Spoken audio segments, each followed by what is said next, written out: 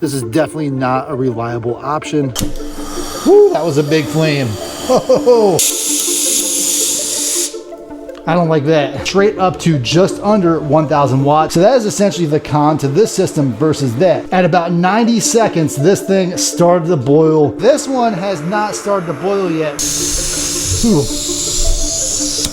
Hey folks, welcome back to Adventure Gear TV. Today I have 9 camp stoves. Not all of them are very common. Some of them are super common, but the question that I wanted to answer today is how long does it take each one of these different stoves to boil 500 milliliters or just about a half a quart of water? First up, I have 2 electric stoves by Stoke Voltaics. These both are perfect for working with power stations and definitely shore power. The Nomad cooking system uses up to 1,000 watts. It's adjustable from 200 to 1,000 watts. And then the Stoke Voltaics Joulle will use anywhere between 300 and 500 watts on its maximum setting. This Nomad cooking system is modular. It starts with this thing here called the reactor. The reactor then can pair with either this sizzling pan, which is essentially like a skillet, and then you also have this boiling pot. It comes with this handle that's easy to attach, and then the lid. Getting it started, you just set it on top,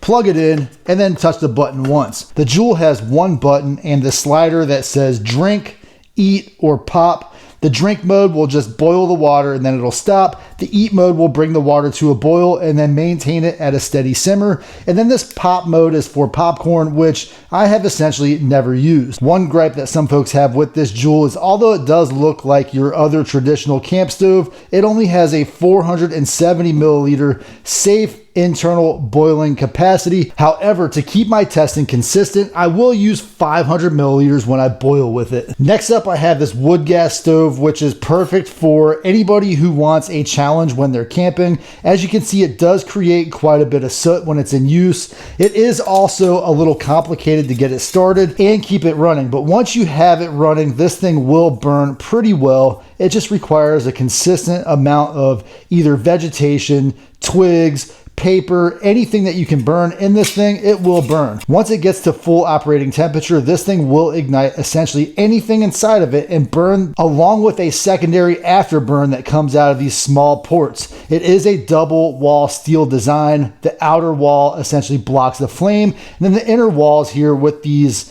holes allow oxygen to efficiently travel throughout the stove. The wood gas stove is also compatible with alcohol fuel, and it can support some of those smaller fuel pellets. You just drop that in and you start your burn. So I have this Fire Maple X2 Star and X2 Pro. This has been my favorite, my absolute favorite fuel burning camp stove. I've had this since 2019. It works really well. I recently got this Fire Maple X2 Pro as an upgrade to the X2. They both essentially have the same burn characteristics. However, as you can see, the baffling here that really makes that burn efficient is a little different. As Fire Maple starts to phase this one out, you might be able to get an even better deal on this stove. Next up in my lineup is this Fire Maple Saturn. This is the most powerful of all of the stoves that I'm going to test today. It has this tube so you can hang your gas can out of the way or even place it upside down once you get it to its preheated configuration. This one is also designed to work well in the winter. It has these 2 preheating tubes that once you get your gas flowing, it will preheat the gas that's coming out of the stove so you can work it in those extremely low weather conditions. Although it will compact down and fit inside of this carry case, this thing really is truly designed for base camp or maybe RV or car camping experiences. Obviously, if you're cooking like this inside of a vehicle, make sure your windows are open, and the safest bet is just take it outside and put it on a picnic table. Now, this one is your classic butane camping stove, very recognizable. A lot of folks will buy this possibly as their first camp stove without doing any research. I bought this one back in 2009 when I first really got heavy into camping, and it was almost perfect, except for when you put your pot on top. If you get any kind of wind or anything like that, it'll essentially stunt the boiling process. Here I have 2 wildcard camp stoves that I recently picked up at Walmart. This one here is called the Coleman Peak. It folds out pretty easily and is designed for use on a standard fuel canister. Once you've got it set up, this thing should help you boil water pretty quickly. The benefit of this is that it's pretty cheap. It's available on the shelf at Walmart, so if you need something pretty fast, but I have not had the ability to test it yet. And the second wild card is the Ozark Trail 4-in-1. The unique feature of this one that really drove me to it is that this works with propane canisters on the one side as well as your standard butane canisters on the other side. So I'm curious to see how this performs with both propane and butane. This one also has, if you have a fuel canister, a small tripod that you can put your canister on, give you more stability. And one feature that the 4-in-1 has that this Coleman Peak does not is this piezo electric lighter that will help you get a flame once you get your canister attached. For these tests, I'm starting with everything completely set up and ready to go. I'm gonna pour in my 500 milliliters or just about a half a quart of water. I'll put my lid on for a second here, turn on the AC inverter, and once I start on that 1000 watts, boom, hit my start button there. The power station bumped essentially straight up to just under 1000 watts at 985. I've had a lot of success with the Stoke Voltaics products overall. The only two drawbacks that they have are, first of all, this does pull 1000 watts. So even this portable power station would only run this for 40, maybe 50 minutes if you're getting every watt and you're starting with a full charge. So lots of power. And then the system in general does cost a little more for startup. You have to have power. You also have to have the electric cook set, which runs around $200. We've been running for just about 2 minutes and the outside of this pot is already starting to be very warm to the touch. We're experiencing just a little bit of steam and I can feel that heat coming out of the water. We're at 3.5 minutes and I'm getting some pretty significant bubbleage. I'm not at a rolling boil yet, but the bubbleage is starting. This pot, because it does have electric elements inside, I can essentially see through the bottom of the pot where the elements are versus where the unheated components are. And at 5 minutes and 20 seconds, we are achieving a mad boil, which is what I would like to see, especially if I'm trying to cook something where bacteria or anything like that might be a consideration. Although the side of the pot itself is hot to the touch, I can safely set this down on any surface. The bottom itself is not hot, and the reactor itself is also not hot. And in case you're curious, this EcoFlow Delta 3 consumed about 13% of its power to boil 500 milliliters of water. Before we move away from the electric source, let's look at the Stoke Voltaics Joulle. I've got a fresh 500 milliliters of water, which, oh man, I lost a little bit of it. Since I lost a little bit, it brought me up to its 473 milliliter max safe fill line. So for the purposes of this test, I'm gonna go ahead and hit the AC on button. I'm gonna try to hit both the start button and the power button at the same time. Let's go. And I want to put this on drink mode. That way it achieves the fastest boil. Once it achieves a boil, it will actually stop heating all on its own. At just about a minute, we did start to get a little bit of bubbling in the bottom. The bubbles are still fairly small. There's a neoprene sleeve on the outside of the Joulle, and that is intended to protect you from burning your hands if you go to pick up the pot when it's in use. We're at just over 3 minutes and I can really hear the heat starting to take effect inside of the Joulle. But I wanted to share with you one of the reasons I like the Joulle a lot, especially for vehicle camping. It is an electric stove, it's safe, it will automatically shut off under certain conditions. For example, if it burns dry and you leave it going, which I would never recommend. It also only consumes 500 watts. So this one is very compatible with a lot of your smaller portable power stations. In fact, this portable power station right here can run this thing for over an hour, up to 2 hours. And you could even go with a smaller power station if you only plan to use this for one meal. I'm at 4 minutes and I still really haven't seen this water start to boil. I wouldn't be surprised if this takes twice as long as the Nomad cooking system because it only consumes half as much power. So that is essentially the con to this system versus that. 1000 watts, 500 watts, you're going to take at least twice as long, if not more, to boil water. I am starting to get a little bit of that roll that I want to see, and I'm going to call that at 6 minutes and 30 seconds.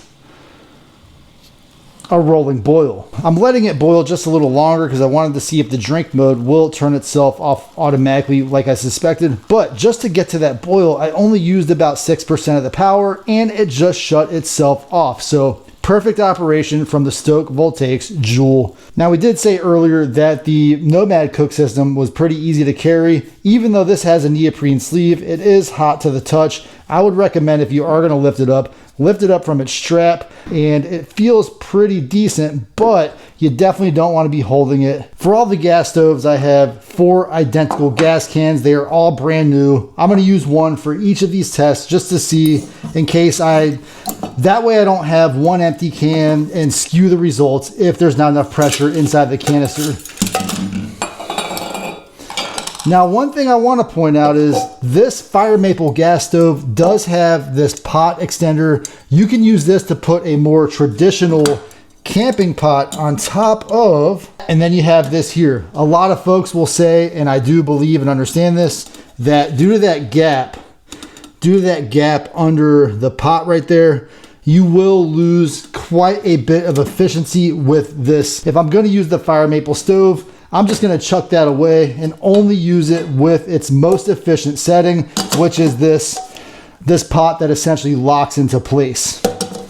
Now, to get this one started, it's pretty easy. I'm going to take one of my gas canisters. I'm just going to set this thing, make sure I move the dial out of the way, set this thing on top, and then once I get it spinning and locked in, I'm just going to give it a couple of good spins and I'm good to go. It does come with this little stable base right here, but since I have a larger canister and I'm not going anywhere, this thing is relatively not necessary. I've got my 500 milliliters of water. I'm just gonna turn that over.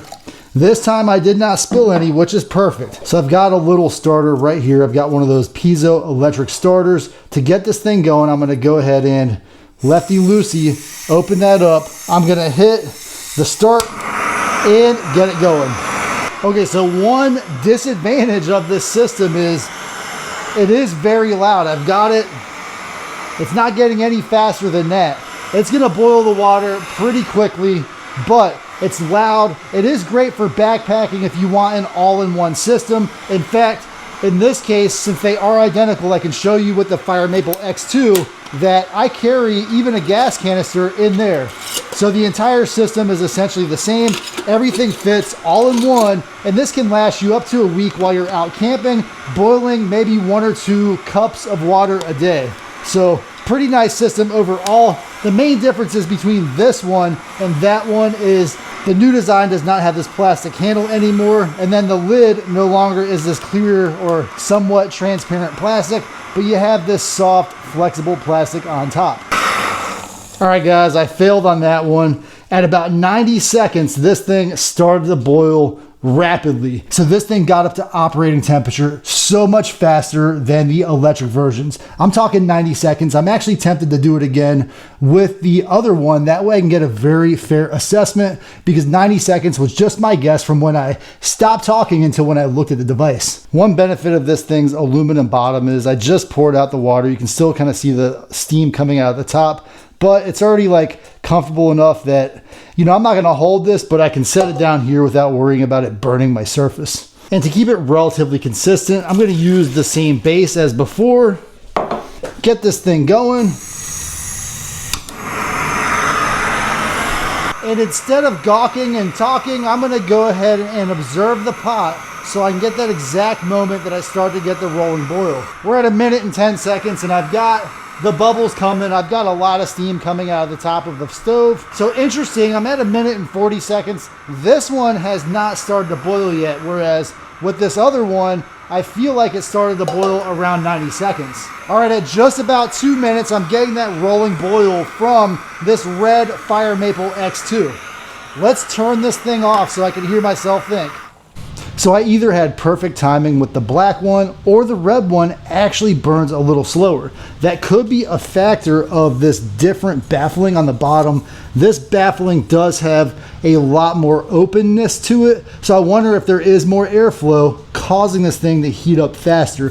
I might actually test this one more time. I'm gonna give it sufficient time to cool off. I'm gonna move on to the next stove, and then let's see at the end Will this actually hit 90 seconds of boiling for that half a liter of water? Next up, we've got this Ozark Trail 4-in-1. This thing just spins around. Once it's spun around, you can pop these little teeth out. Right now, I'm gonna go with the isobutane fuel mixture, but in a second here, I am gonna also try the propane mixture. This one just dials right on. It's a little bit tough to get that foot to rest inside there. I feel like I'm gonna break it if I try any harder. Now I've got everything set up. I'm gonna adjust my feet, make sure they're out, put on my pot, which, I'm not too convinced that this is safe. Let's see here.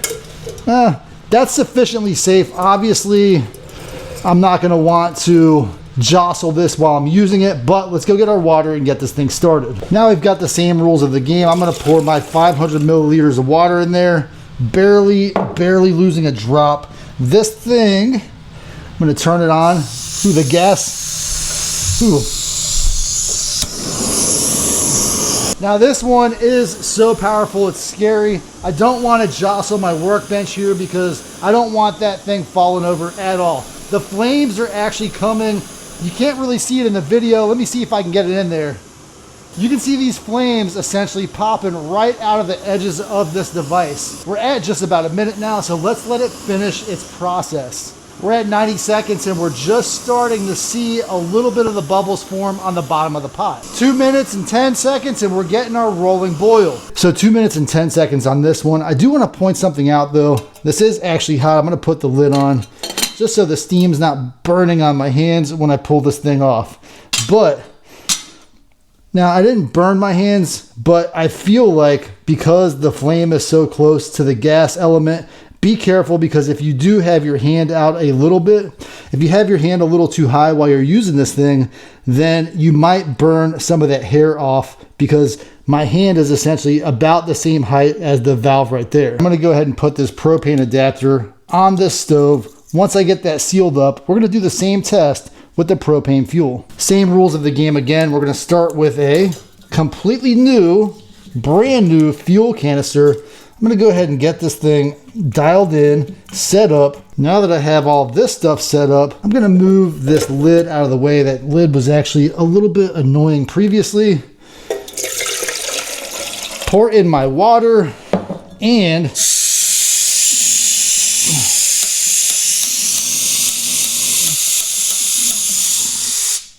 I don't like that. So let's try it again this time, but I'm just gonna. Woo! That thing has a massive flame right now on that setting. That is just wild. I just can't believe how wild that flame looks. That flame is literally going all the way up. It's so powerful that I'm actually worried that I'm gonna burn this handle. I'm at about a minute now, so like I said, add 5 or 10 seconds to that. And I'm afraid to lean over the canister because that flame is just coming out so fast from the side of this thing.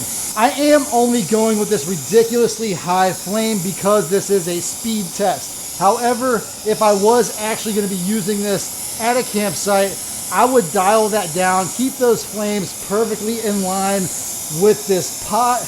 And surprisingly, even though I've been burning with this massive flame for a lot longer, I'm at 1 minute and 40 seconds, and I'm just now starting to get some bubbles in the bottom there. Trying not to burn my chin or anything. And 2 minutes and 5 seconds for a rolling boil. All right, guys, I just did the math. It was 15 seconds from when I hit go until I started the timer. So 2 minutes and 25 seconds for that rolling boil. Now we're ready for the last of the indoor stoves. This one is, well, when I say indoor, these are not necessarily safe to use indoors because they do create carbon monoxide. However, with this one right here, we're gonna go ahead and get it set up. And then of course I'm gonna have to take the wood gas stove outside just so I don't have a massive flame from burning wood inside of my house. Of all of the gas stoves that we've tried today, this one does not have a piezoelectric igniter. So one thing you're gonna wanna factor into your supplies is of course a lighter. So let's get this guy.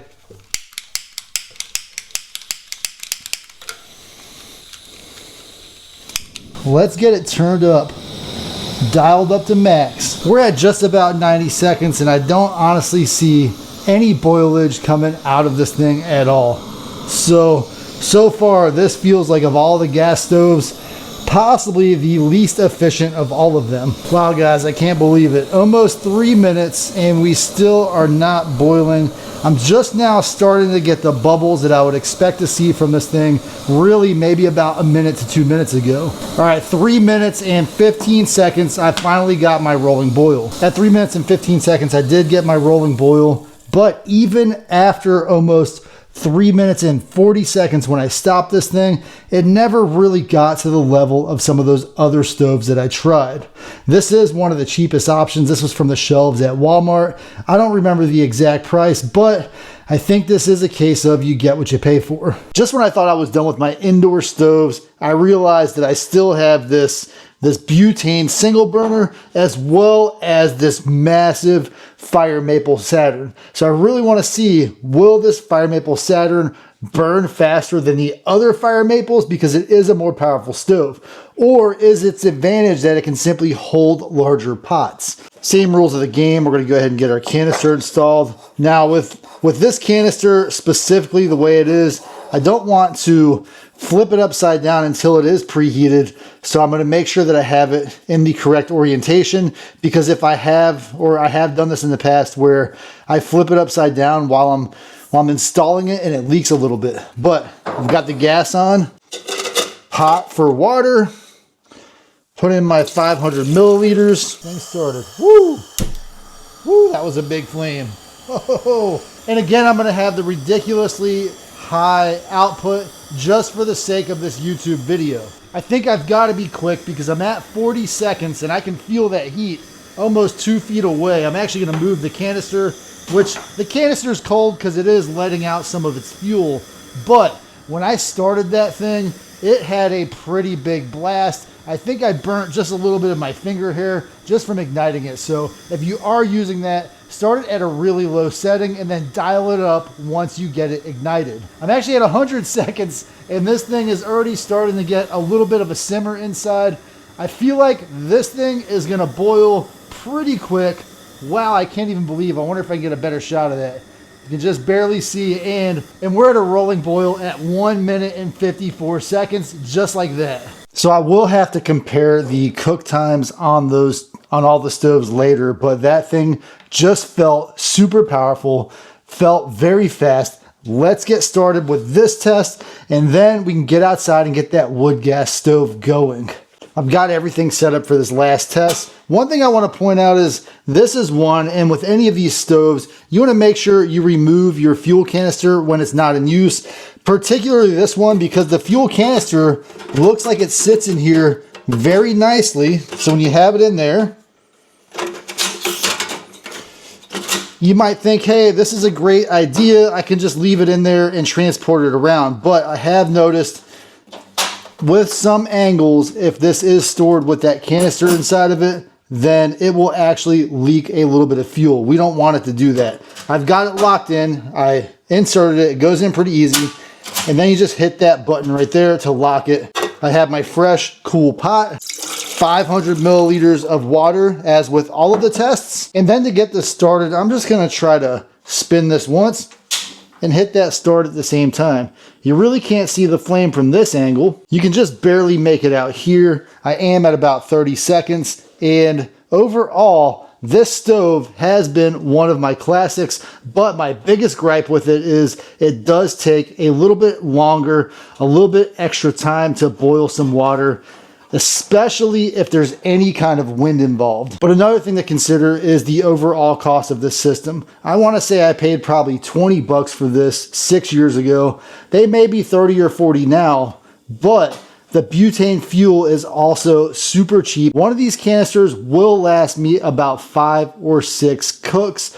When I use them, I do actually boil water with them. I usually boil a quart of water, and I'll put my veggies and whatever else inside of the pot. That way I have kind of a soup where I'm hydrated with all the other nutrients inside of the one pot meal. And one of my biggest issues with this kind of stove overall is that at almost 3 minutes, I'm just barely starting to get a little bit of vibration on the surface of that water inside.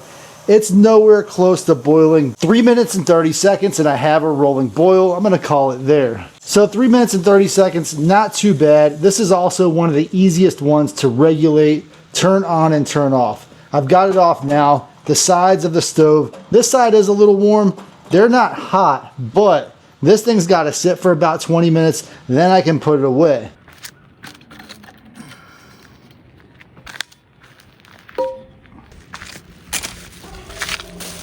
So if you're cooking with the wood gas stove, then time is relative. I spent the last 30 minutes or so gathering some tinder, a bunch of small twigs, things like that. It recently rained here, so a lot of the things that I have for natural fuel are unfortunately waterlogged or soaked in water. But we're gonna go ahead and get this thing started anyway. Setup is pretty simple. I've got my bottom here. Once I've got my bottom in place, you just put the top right there. But I do want to pull out this part right here, which is where the kettle will eventually sit when I get everything set up. I also want to make sure everything's nice and locked in. And then to kind of get myself started, I've got this essentially, it's called the tumbleweed, but it's like a pine fat wood ready to ignite. I'm gonna put that in, and oh, by the way, look at all that soot just from touching this stove that I have used in the past. On top of that, I have these cheater matches. I'm gonna just strike this match, and if I can get it to start, hopefully it'll start. There we go. This one right here, if you plan to use this, especially for a meal, make sure you have an hour or two set aside. That way you have plenty of time to goof around with your tinder, your fire starting supplies, all the things that you need to get your fire burning. This thing is honestly a true pain, but it is something that is pretty fun to start with. And I don't want to burn my camera here, but once you get that going, just throw some of your tinders in there. And even though this wood is relatively wet, I'm actually pretty happy with how it's started. Since that's taken off a little better than I expected, I'm gonna go ahead and try to get, this thing will sit in there if I get it on in the right way and kind of help with that burning process. But it is a little bit tricky to get it in there, and I wanna just make sure I got a good seal. I'm still gonna take a few minutes and let this thing keep burning because I have a feeling that only that fire starter that I put in there is actually on fire. Once I have a good feeling about the rest of it, then I will start my boil.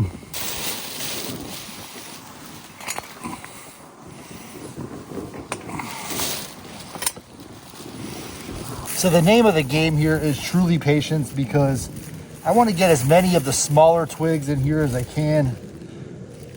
That way, once this gets below the burn line there, I can put my pot on. Once this thing gets really burning, there will be no smoke, and all the flames that you see will essentially be a byproduct of the wood gas burning. And you can see a lot of the little twigs that I put in there. Since they're wet, they're just kind of sitting over there smoking, getting ready to ignite at any moment. While I wait, I'm going to continue to just sprinkle in those smaller pieces. Once I get sufficient amount of those smaller pieces started, then the bigger pieces will start to burn as well. But this process here, I feel like it takes maybe 20 minutes, maybe even more, just to get a good burn that you can be satisfied when you're cooking. And even when you finally start cooking, it will be a constant battle to keep the flames going, because this thing is burning the fuel almost as fast as you're putting it into the stove. If you enjoyed this video, by the way, please consider subscribing, give it a thumbs up. Hopefully we get our little fire going. My main flame is just barely alive in there, and I've got quite a bit of smoke coming out. That smoke is really from just all of the moist wood that I've been feeding into this thing. If I want to cheat a little bit, I do have a couple of paper towels I can put in there. But if you can see inside, my paper towel is actually not even burning, but you can just barely see up here in the top. The little vents from the wood gas stove are in fact burning. So the stuff in the middle doesn't necessarily burn until it gets to the bottom. Once it turns into an ash, that's what causes the gas to come up and then burn from the outside ring of the stove.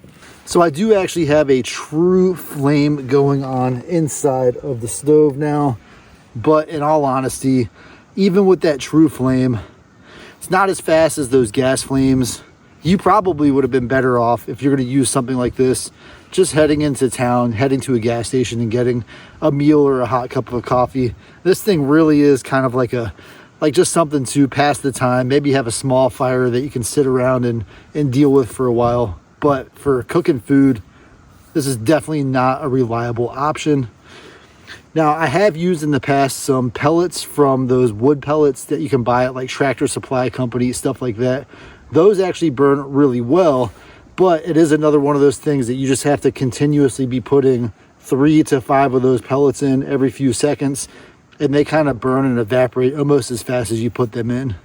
I am at the point where you can definitely see the streaks from the wood gas. That means that I am burning the wood gas, even with all the other stuff in there. And that's really about as good as it gets when you're cooking with the wood gas stove. You might wonder why I didn't start my timer. And the truth is, this thing just takes so long from start to finish that if you're gonna be using this as your source of fire, that you're probably not too worried about how long it's going to take to boil your water. This will burn.